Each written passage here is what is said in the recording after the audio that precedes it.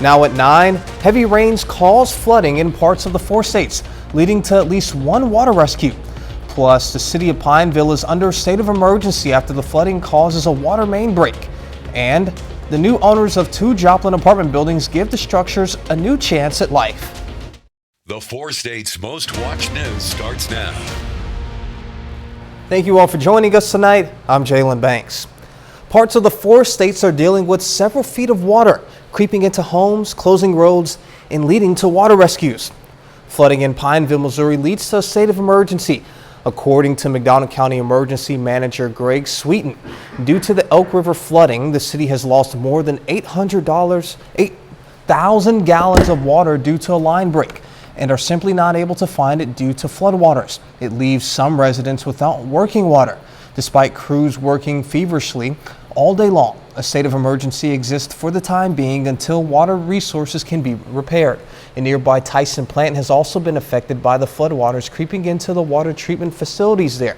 Some area residents say they've never seen the water rise up so quickly. Homes in the area are experiencing flooding issues as well. The high water of Elk River in Pineville trapped an elderly man in his car, and a family that lived nearby came to the rescue. KOAM Sam Lane was there and has more.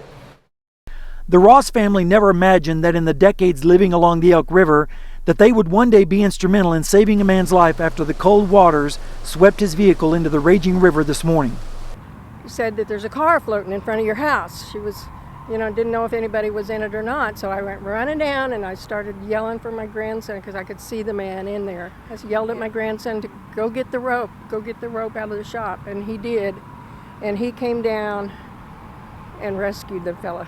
Thank God. After seeing the vehicle in the swirling water, the Ross family sprang into action, retrieving a rope and a life preserver from their workshop. William Ross then tied the rope around a large tree and used its leverage to rescue the elderly man out of the car. Initially, I was going to have him come through the window because I didn't think I was going to be able to get that door open. But he told me he wasn't going to be able to do that, so we ended up having to try to force the door open, which is how we got him out. William Ross was finally able to pry the door open and pull the man out. They took him into their home to dry him off and to see to his medical needs. The fire department arrived a few minutes later after the man was already in the home, thankful to be alive. Thank you, Sam. In Wright County, Missouri, firefighters say 2 people died after floodwaters swept the car away. Rescue teams responded after midnight to State Highway M in Gover Spring. Reporter Marina Silva has the latest on the recovery efforts. It happened here at this creek on Highway M near Grove Springs. Now, right now, the water doesn't look like it's high, but overnight, the Highway Patrol says it could have been more than 5 feet deep. The Missouri State Highway Patrol says 6 people were in a car when it hit water on the road about midnight. The fast-moving current swept the car down Parks Creek more than 1,000 feet. 4 people were inside, made it to shore. 2 did not, 20-year-old Devin Holt and 19-year-old Alexander Roman Ranelli. It's always a tragic situation whenever something like this, an incident occurs, and then obviously have a loss of life of young individuals. The consequences, it seemed like a group of things that came together and caused this tragic event. The individuals, by the driver's statement, couldn't see the roadway very good due to the downpour, and then I think the headlights on the Subaru SUV weren't doing a very good job of illuminating the roadway. The Missouri Highway Patrol says it's important to remember, especially at night around the Ozarks, that you may not be able to see the water and the road very well. If you do come upon water, it's important that you go ahead and turn around and go back to the way you came. And don't assume that you know how deep it is. And now to weather, Chief Meteorologist Doug Ketty joins us. Yeah, so of course we got some very heavy amounts of rain, especially in our southern counties. Hardly anything at all once you get north of Parsons and Fort Scott. Then once you get down to the metro, 1 to 2 inches here in the green. And then you have this swath right across northeastern parts of Oklahoma into McDonald County, Berry County, that we picked up 4 to 7 inches of rain. That's why and it came down very fast. So that's why, of course, we had the flooding across the region. Most of the showers are working out of here. We still have a little bit of drizzle in spots Heaviest rain now really from Topeka over toward Kansas City as this storm system is wrapping up and getting ready to head in the opposite direction. We do get a little bit of sunshine tomorrow. Thunderstorms back in Sunday evening. Warming up next week. Severe threat again late next week. So we're going to break it all down for you here in just a bit. All right, we'll see you then. 2 apartment buildings in Joplin are getting a chance at new life. KOAM's Carrie Worthen has more. Hooray! John Palmert has lived next door to the 2-building apartment complex on Byers Avenue for 53 years, and he has been unhappy with some of the people who live there. They are destructive. They fight, they break out windows. The police are here every other week. There's a lot of drugs over there. I've had things stolen. Assistant City Manager Tony Robin says the apartments were considered unfit to live and the residents were forced to leave. Robin says the city has since worked with the Homeless Coalition and Economic Security Corporation to help the residents find other housing. I think everybody in the neighborhood is happy to see that existing property go, and maybe we'll have better tenants, and it'll be a whole lot nicer to have that house over there. Tyler Casey is the Chief Executive Officer of ProX Realty out of Joplin. He purchased the property and will be renovating both buildings of the complex. I'm going to make it look good enough that I would want to move into it. You know, when people pull up in the parking lot, you know, that they want to make that their home or their family's home. And I mean, my intention is to basically make it a new building except for the stem walls and the foundation. Casey estimates the cost for the renovations to be a little over $1 million. ProX Realty also purchased the lot across the alley and will build a brand new duplex. I've always felt good about it. I've always thought it's the right thing to do go around and do the most you can to improve your community. So this used to be a very respectable neighborhood. It's gone downhill through the years, and it's starting to come back, and so that's a good improvement there. Then we've had the little store up there that helped, and so it's getting better all the time. The 2 buildings were on the city's demolition list, but Casey has a plan in place to keep the frame and rebuild from there. In Joplin, Carrie Worthen, KOAM News. Casey says his crews will begin preparing for construction next week. The Neosho, Missouri Chamber of Commerce is giving people a chance to connect with local businesses. The chamber is hosting its Show Me Expo. This year's theme is the 4 states most wanted, giving the Businesses Expo a Wild West feel. And so it's just a really good way for you to come out, network with some other people, get to know some businesses, and it's a great resource for our area businesses to come out and set up and possibly get some new customers and to, expand their business as well. The expo picks up again tomorrow from 10 a.m. until 2. The Nevada Vernon County Chamber of Commerce recognized some local businesses and entrepreneurs. The chamber hosted its annual Community Awards banquet. This year's theme is Boots and Bling. It featured Western design with live music, a barbecue dinner, and a silent auction ahead of the awards. Some of the award winners were Jones Boots, which won Business of the Year, Shannon Harrell won Young Professional of the Year, and the Community Involvement Award went to Peerless Products. The Spiva Center for the Arts is ready for spring with its Spiva in Bloom exhibit. It features work from 24 area florists who put together their best pieces. The center held a reception for the exhibit last night. At the reception, Courtney Smith with Webb City Florist and Greenhouse took home the prize of Best in Show. Coming up, caffeinated coffee may not be so bad for you. Healthy or harmful? A new study is brewing up some interesting results that may have you looking differently at your next cup of coffee. Marianne Rafferty details coming up.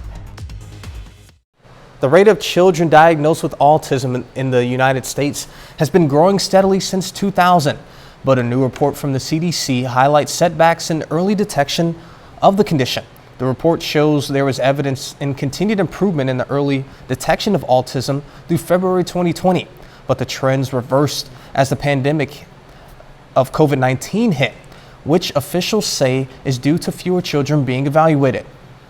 New analysis out of the UK suggests patients don't have to wait long after a bout of COVID-19 to have a planned surgery.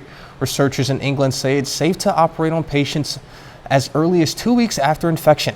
rather than the recommended 7 weeks as long as they have recovered from the illness. A new study is supporting previous years of research citing how drinking moderate amounts of caffeinated coffee doesn't pose elevated risk of irregular heartbeats. Fox News correspondent Marian Rafferty has the latest on that, plus one benefit of coffee that you may even be surprised by. Coffee lovers may want to perk up their ears for this one. According to a new study published in the New England Journal of Medicine, drinking caffeinated coffee did not significantly increase a healthy person's chances of experiencing something called premature atrial contractions. These are extra palpitations that can make you feel like your heart skipped a beat. However, in people who drink 2 or more cups of Joe each day, the study found a small increase in a type of irregular heartbeat called premature ventricular contractions. Doctors say this is common. The significance of people having a few extra heartbeats, so in this case it was about 50 over the course of the day on the ventricular, so that's the main pumping chambers of the heart side, and no difference on the other side of the heart. That difference is not going to make a much difference clinically or in someone's health over the course of a long time. The study monitored 100 people over the course of 2 weeks. On days the participants were told to drink caffeinated coffee, researchers also found they were more physically active, walking roughly 1,000 more steps, but they got roughly 40 less minutes of sleep those nights. According to the National Coffee Association, 2/3 of Americans drink coffee every day, more than other beverages like water or tea. Marianne Rafferty, Fox News. Living too close to traffic may be doing a number on your blood pressure. According to a new study published by the JACC on Wednesday, noises from traffic increases the risk of high blood pressure. The study looked at more than 240,000 adults aged 40 to 69 years old. They did not have high blood pressure when the study began. Using data over a median of around 8 years, researchers found that participants who lived close to noisy road traffic had a higher chance of developing high blood pressure, and that risk also climbed as the noise got louder. Doug is back with a complete look at the forecast, and later, Missouri Southern baseball takes on Emporia State. Jacob Leonard will have those highlights in sports.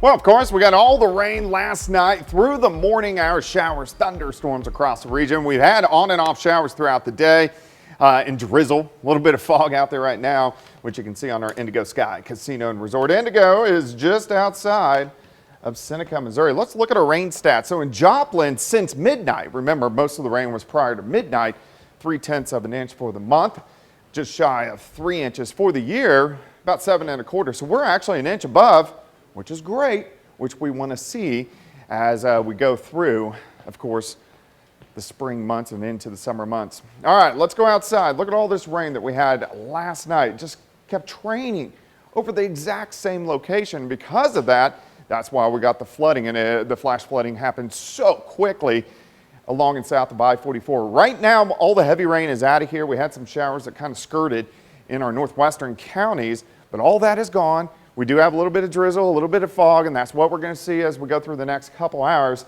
Here's the back side of the system, even a little bit of snow mixing in near the Kansas City metro. And then, of course, we got big time severe weather, several tornado emergencies that have been out across western parts of Mississippi. A lot of damage down there, so we're going to be finding out more about that as we go into the weekend. But this storm system, right on track in the pattern. We had severe weather, we had heavy amounts of rain back in the middle of December, then the last cycle when it came in early February, and then now. So this storm system is going to return right around May 15th. All right, temperatures low to mid 40s. So it is chilly out there. You can still see drizzle, a little bit of fog, 7th and range line. Sitting at 45, northerly winds 5 to 10. Humidity is high at 93%. We do clear out a little bit. Now this is going to be late tonight. So 3, 4 o'clock in the morning, we'll start the day with a little bit of sunshine. And there are going to be some clouds out there, but eventually mostly sunny skies during the afternoon. Kind of chilly, but not bad, sitting into the upper 50s across the board. We have one little wave that skirts on by tomorrow night, so Fort Scott, Iola, Humboldt, Chanute, Yates Center, Fredonia, you may get a quick shower tomorrow night. Everybody else will stay dry. We drop back into the upper 30s. Sunday, near 60 again, a lot of clouds, but Sunday evening, we get a quick band of showers, even a few thunderstorms. They don't look severe, but we could have a few thunderstorms kind of work through with this band as we go into Monday morning. But the bulk of the weekend looks to be on the dry side. Look at our temps tomorrow, upper 50s. Should have plenty of sunshine, which is definitely good news.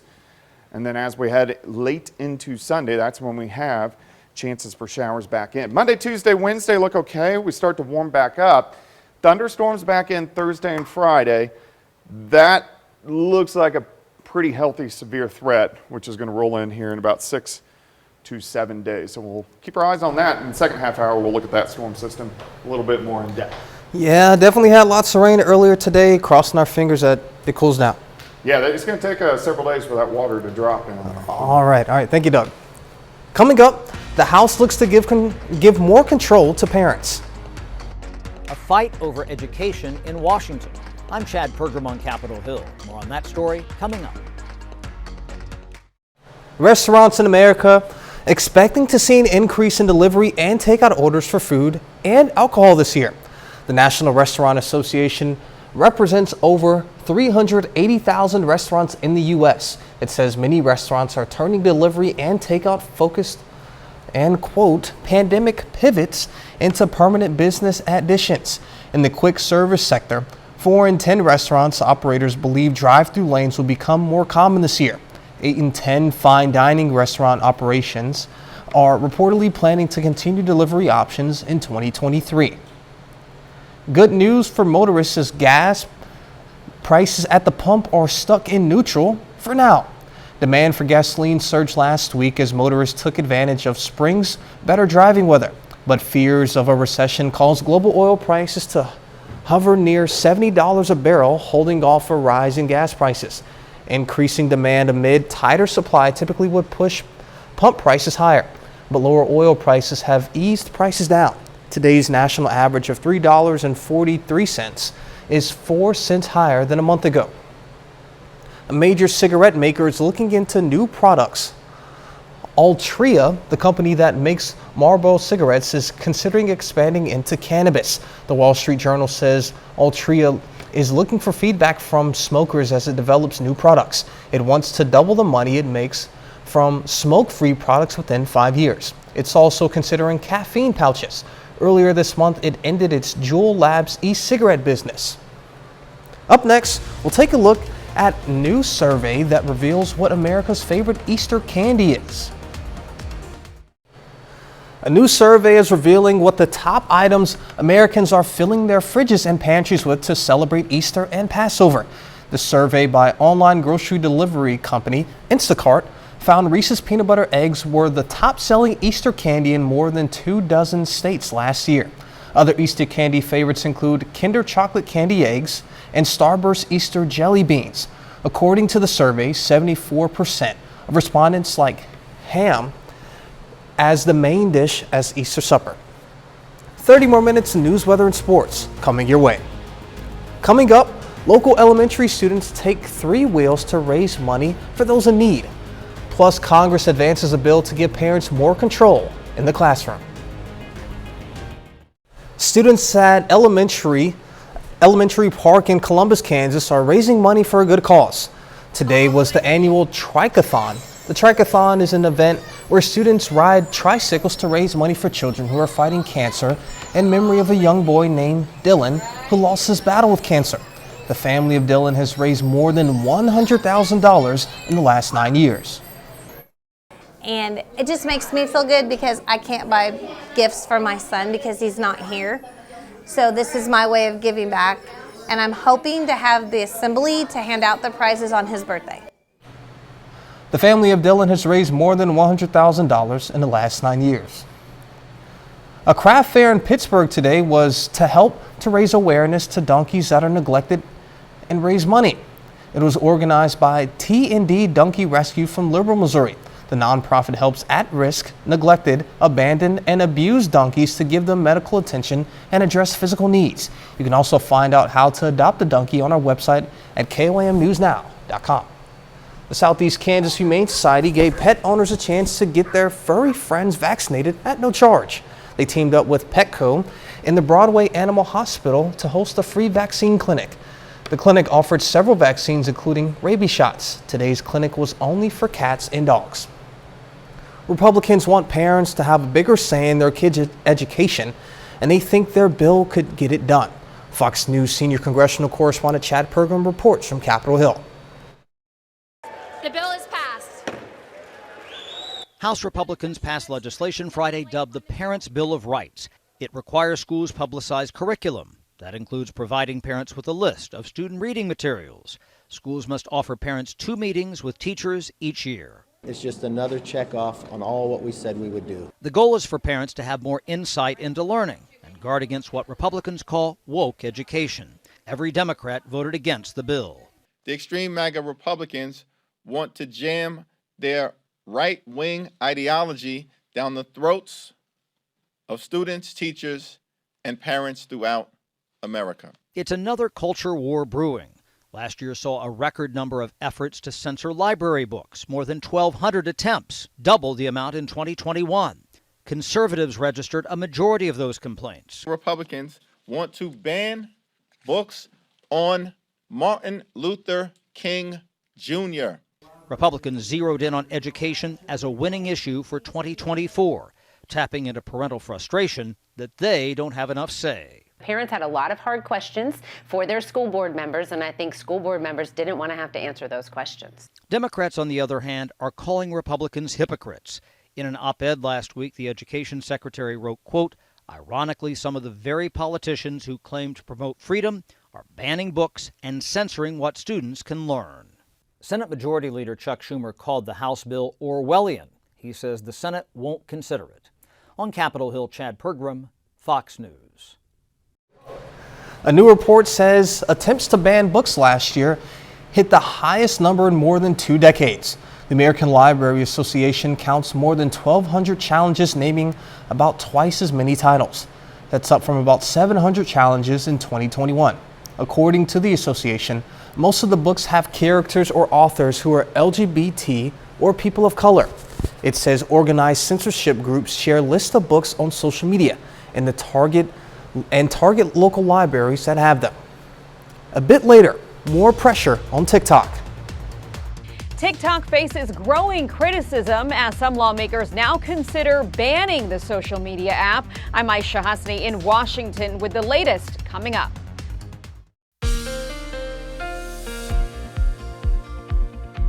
Well, of course, we had the showers, we had the thunderstorms last night, then on and off rain for us today. Still have on and off drizzle, a little bit of fog out there as well. Of course, very heavy amounts of rain along and south of I-44. We've had 0.3 of an inch since midnight. Of course, the heaviest of the rain occurred last night prior to midnight.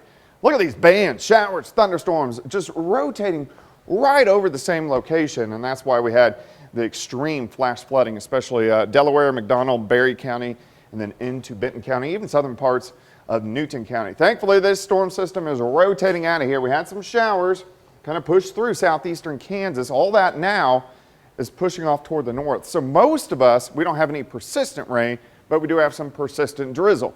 There's going to be some patchy fog out there, so if you are going to be on the roadways tonight, definitely be very careful, and especially if you're in our southern counties, it's hard to see where the water is at night.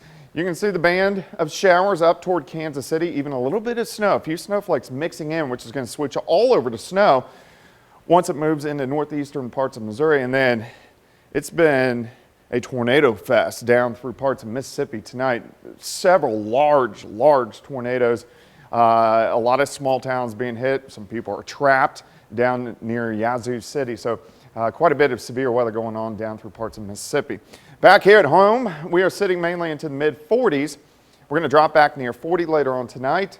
Roads are still wet. You can see the drizzle on the camera lens. 45 northerly winds at about 10. Humidity is way up there, 93%. So as that wind backs down a little bit more, that fog is going to become a little bit thicker as we go through the overnight hours. At least we break out, get some sunshine by tomorrow morning. Temperatures, they're not bad tomorrow. We go into the upper 50s. 58 in Lamar, 59 in Miami, Chanute, up to 59. A few showers, northwestern counties skirt by tomorrow night. Most of us stay dry. And then as we go into Sunday, a lot of mid and upper level clouds late in the day. Temperatures still near 60. And then we get a band of thunderstorms Sunday evening, kind of lighting up in our western counties, quickly shifting through as we go into Monday morning. I don't think these are going to be too strong or severe, but we'll keep our eyes on it, see what it looks like as we get into tomorrow. And then we get a nice little stretch, about a 3-day stretch, where it looks pretty good. All right, day planner for you tomorrow, 53 by 1, 58 by 5 p.m., and at least we're going to see a decent amount of sunshine. All right, so Monday's dry, Tuesday's dry, Wednesday's dry. Next storm system comes out Thursday.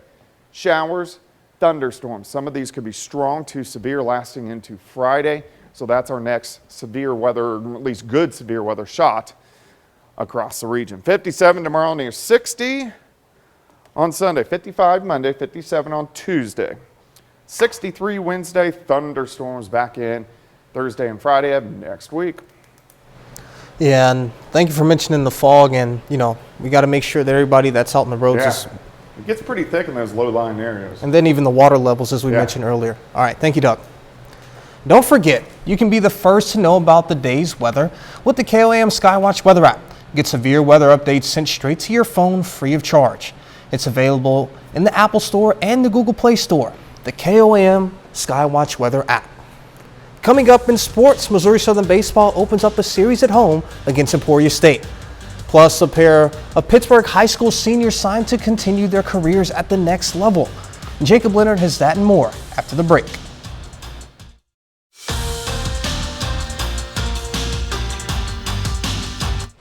The Missouri Southern Lions have won 11 of their last 13 games. The Lions are 20-7 overall this season, including 10-3 in the MIAA.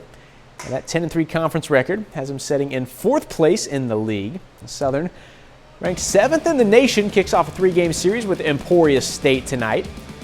Bottom of the 2nd inning, Matt Miller, laser out to right.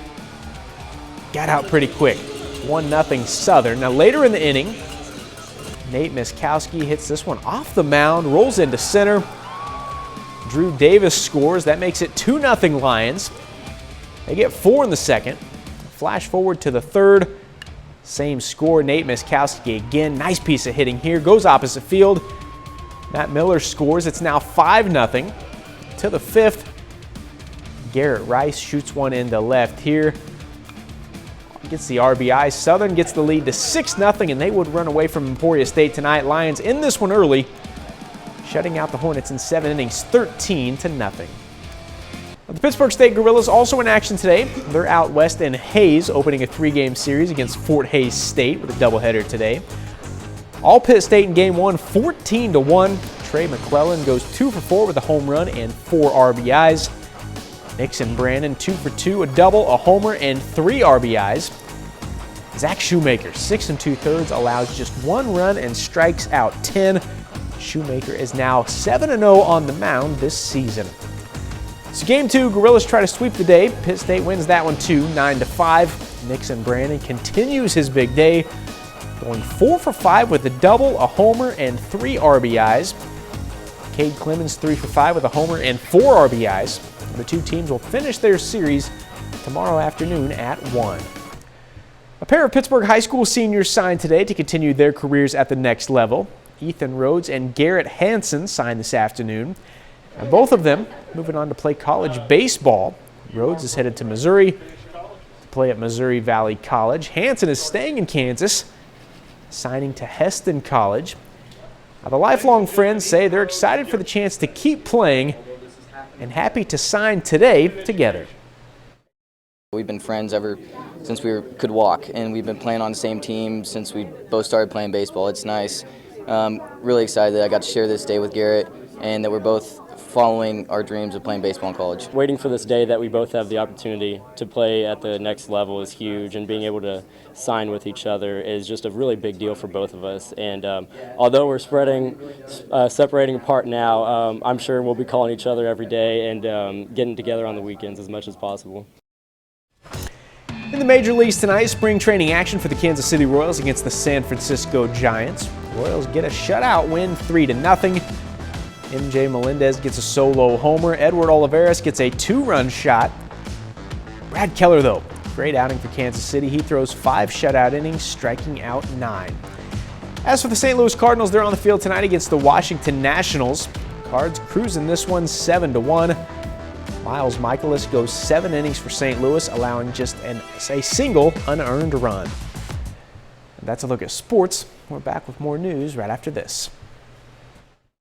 TikTok CEO faced tough questions from lawmakers during a hearing before Congress. The CEO attempted to defend the popular social media app and insisted it protects user data from foreign interference.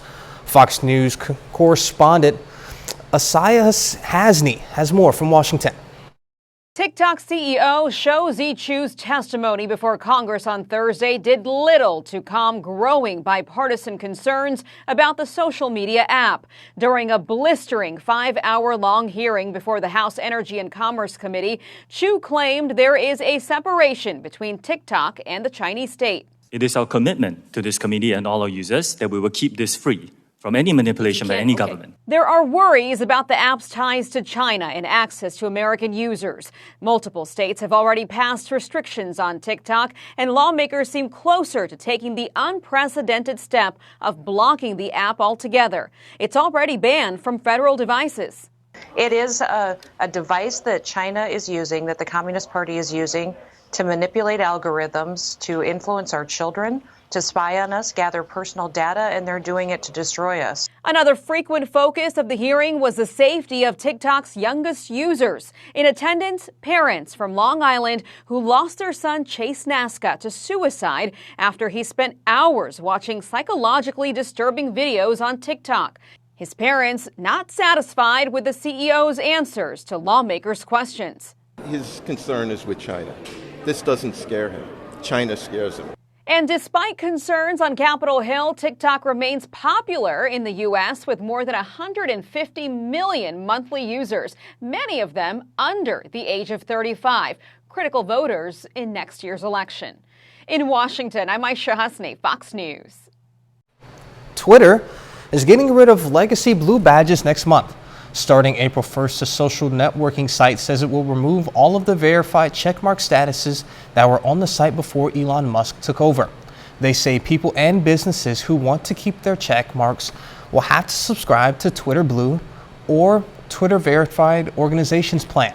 If a corporation wants to be Twitter verified, it must pay $1,000 a month as well as another $50 a month for any affiliate pages.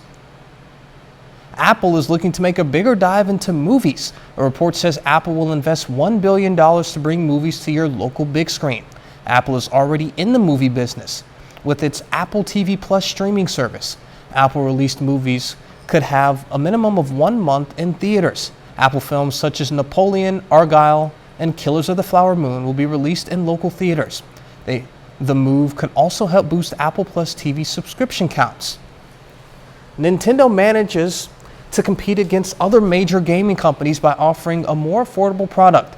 Video game analysts say Nintendo's hardware is often a few years behind its competitors, but it is often more profitable than Microsoft and Sony gaming systems, which are usually sold at a loss.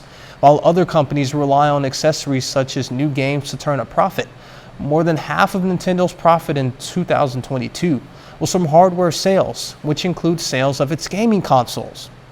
Coming up, how students in Iowa are giving back to the university dining hall staff. An employee at an Iowa university isn't just making sure students are well fed, she's making sure that they feel the love. Now students are returning the favor. Ryan Russell has the story. Thank you, Brian. How are you, buddy? You know you're loved. Yeah. When was the last time a lunch lady greeted you by name? Hi, Anthony. You know you're going to be on TV. How are you? Good, how are you? Marietta Jackson is no ordinary lunch lady. For 15 years, she's been a powerful light that brightens the Drake University Hubble Dining Hall. Hi there. Hi, Marietta. How are you? Doing well. Good. And she makes everybody that passes by her cashier station feel right at home. She's an amazing woman. She's always so kind. She takes care of us, and she always makes you feel special. They love me. I love them too. They know I'm the mom away from home. She knows everybody's name. She lights up your day, makes you feel welcomed. You would never guess she's going through what she's going through. What she is going through might wipe that smile away, but not Jackson. I have ovarian cancer, which has not been pleasant at all. Jackson has been on and off the job and in the hospital dealing with scary health issues. That's when Drake basketball player Maggie Bear opened up a GoFundMe account for her, and it's raised more than $18,000 for medical expenses. I feel surrounded with love. And that love is mutual. To have that level of warmth and comfort and joy come out of this one little body is something that I feel like everybody looks forward to. I know I look forward to it. Jackson says she's trying to work as much as she can through her diagnosis, and she asked us to let her send a message. I feel their prayers, and I am truly blessed. Thank you so much. I don't even know how to say thank you. Thank you. A special person surrounded by her special students in the lunchroom. Can I have a hug? Yes. Oh, I love you guys. Love you too. Man, that's awesome. Remember, be safe out on the roads tonight with fog and potential flooding. And that's our time for tonight. And thank you all so much for joining us. But before you go, we'll leave you with the video of giraffes at a zoo in Boston. Be safe, and we'll do this all again tomorrow. See you then.